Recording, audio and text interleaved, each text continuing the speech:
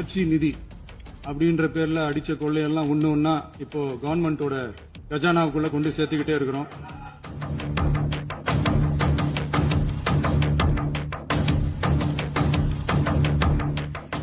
இந்த ஊரடிச்சு உலையில போட்டு ஊழல் மேல ஊழலா செஞ்சுக்கிட்டு அதுல இருந்து தப்பிக்கிறதுக்கு பேர் தான் நிர்வாகத்திறன் அப்படின்னு சொன்னா, அப்படிப்பட்ட ஒரு ஊழல் செய்யற நிர்வாகத்திறனை நம்ம அரசு ஒரு நாளும் செய்யாது.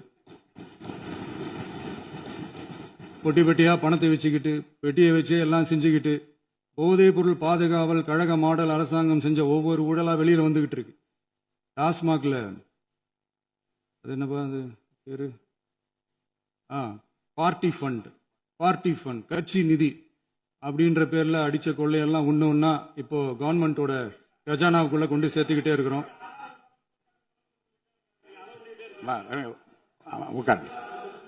மாண்புமிகு முதல்வர்கள் பதிலுரைக்கு பிறகு பதிலுரைக்கு பிறகு நேரம் தரேன். அப்ப பேசட்டும், அவங்க பேசட்டும், அவங்கள பேச அனுமதி. உட்காருங்க உட்காருங்க.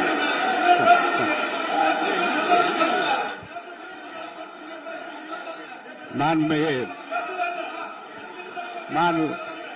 அலோவ் பண்றேன் உட்காருங்க. மாண்பு உறுப்பினர்கள் நீங்க இங்க உட்காருங்க, அமைதியா உட்காரு. நீங்க எல்லாம் உட்காருங்க. உட்காருங்க. வணக்கம், நான் உங்கள் அருணாச்சலம், மாஸ் மீடியா தமிழ், மக்களின் குரல். இன்றைய சட்டமன்ற கூட்டத்தொடரில் தவேகாவுடைய தலைவர் இந்நாள் முதல்வர் ஜோசப் விஜய் அவர்கள் ஒரே ஒரு சொல் மிகப்பெரிய ஒரு அமளியை சட்டமன்றத்தில் கிளப்பி இருக்குன்னா அதனுடைய காரணம் என்ன? பார்ட்டி ஃபண்ட், இதுதான் ஒரு உச்சரித்த வார்த்தை. இது முறைகேடான வார்த்தையா? அப்ப இந்த பார்ட்டி ஃபண்ட் அப்படின்றதுக்கு பின்னாடி என்ன குற்றம் ஒளிஞ்சிருக்கு? முன்னாள் ஆட்சியாளர்கள் செய்த வன்முறை என்ன? பொருளாதார வன்முறை என்ன? இது டாஸ்மாக்ல மட்டுமானா டாஸ்மாக்ல மட்டும் இல்லைங்க, நிறைய துறைகள்ல, அதுவும் இந்த ரியல் எஸ்டேட் துறைகள்லாம் அப்படி ஊழல் புறையோடி போய் கிடக்குது. அதுல இந்த டாஸ்மாக் துறையில வெளிவந்திருக்கு.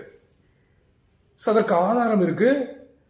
அதற்கான ஆதாரத்தை அந்த துறை அமைச்சர் ஏற்கனவே வெளியிட்டிருக்கிறாரு.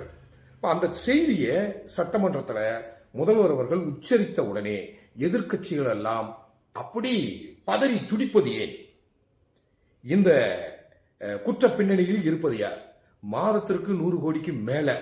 அப்போ ஒட்டுமொத்த ஆட்சி காலத்துல கிட்டத்தட்ட 3500 கோடிக்கு மேல அதுல ஊழல் நடைபெற்றிருக்கிறதா குற்றம் சாட்டப்படுது.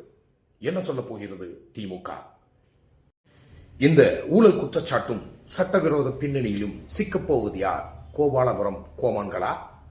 அதனால்தான் திமுக இந்த அளவுக்கு எதிர்வினையாற்றுகிறதா?